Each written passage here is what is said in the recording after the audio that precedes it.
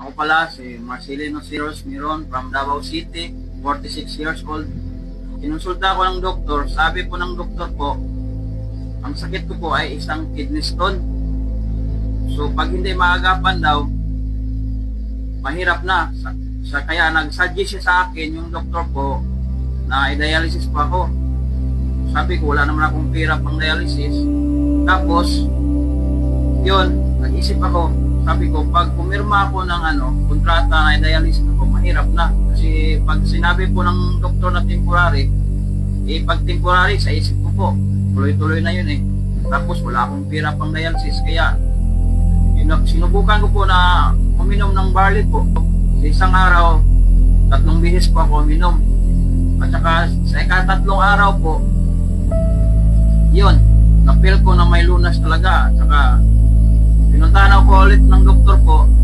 Sabi niya, para maagapan agad, so, nagsuggest siya sa akin na operahan ako para makuha yung nakabara sa pantog ko or sa sa kidney ko po, para hindi lumala yung sakit ko.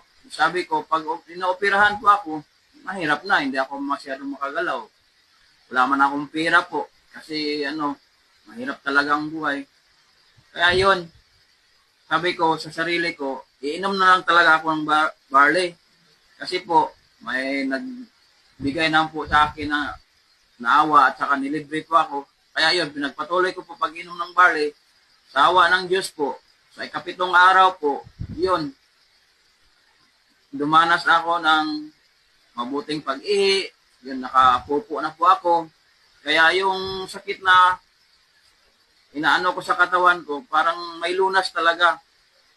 Kaya sabi ko sa sarili ko, that's amazing, pure organic barley po talaga. Hindi po ito gamot, pero tested po para sa akin. Kaya yung pagsabi ko dito po sa harap ng pag-interview nila sa akin, wala po itong bayad at saka kusang loob ko po itong sinasabi. Kasi isang malaking tulong po talaga sa akin ang amazing pure organic barley. Yun lang po. Ayun, Kuya Dodong, matanong ko lang, no? Aside pala dun sa kidney stone na finding sa'yo ng doktor, meron pa bang mga ibang sakit na lumabas sa'yo na nakita ng doktor? Meron bang tumaas o bumaba sa katawan mo?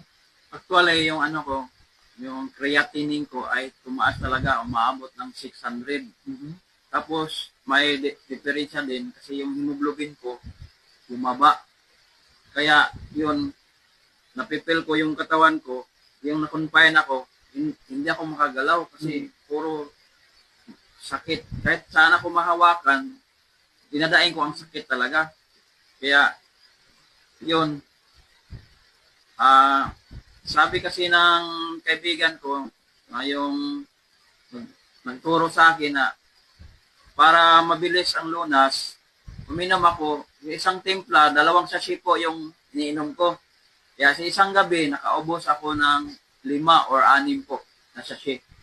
Kaya, yun, napipil ko po na parang dumadaloy talaga yung healing ng pure organic barley po sa aking katawan. Kaya yun, nagpapasalamat talaga ako una sa lahat kay Lord kasi may kasangkapan na binigay siya sa akin na tao na nagturo sa akin na gumamit ng amazing pure organic barley po. So ayun, Kuya Dodong, last word na lang sa mga nakakita ng testimony mo na may same na pinagdadaanan sa sakit mo, anong maa-advise mo sa kanila? May sasabi ko lang po at saka maipapayo sa mga kaibigan natin na nanonood man ngayon. Ang maganda talaga, umiiwas tayo sa bawal na pagkain at saka dapat ingatan natin talaga ang ating sarili at saka para maging healthy tayo. Tapos, dapat uminom tayo talaga ng barley para malaking tulong kasi to. Kung makakatulong to sa akin, sa pag-iisip ko na malaking tulong, that's possible. So, malaking tulong din ito sa inyo kapag uminom kayo nito. Yun lang po.